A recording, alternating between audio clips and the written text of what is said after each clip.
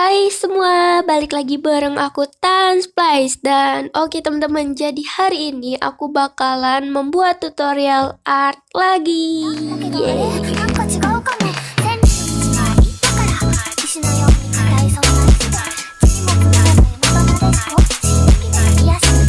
Oke teman-teman, jadi hari ini aku bakalan membuat tutorial cara buat logo alfabet di Android, yaitu pakai aplikasi ibisPaintx ya.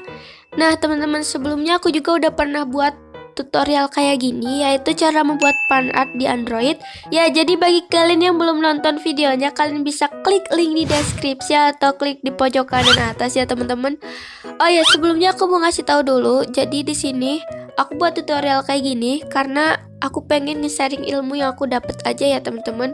Bukan aku pamer kalau aku nih udah bisa gambar gitu, atau gambarnya udah jago gitu, atau udah pro gitu lah, enggak ya teman-teman. Di sini tuh aku masih belajar aku juga.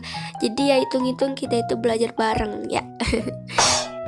Oke, sebelum kita ke tutorialnya, kalian harus download aplikasi ibisPaintx-nya dulu ya di Play Store.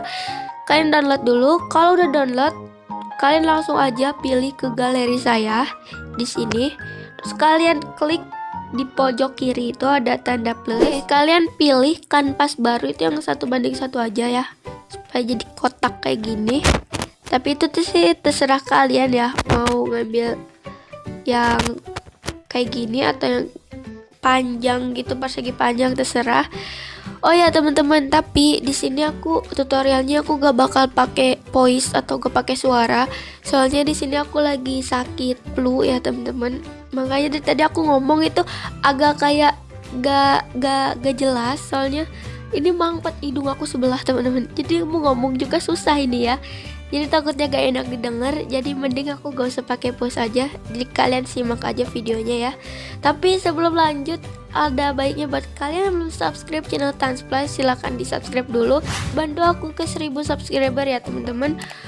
Dan juga kalian like video ini, karena dengan like aku jadi makin semangat untuk upload video baru ya teman-teman. Oke, terima kasih buat kalian yang udah like dan subscribe channel ini. Langsung aja lanjut ke videonya. Let's go.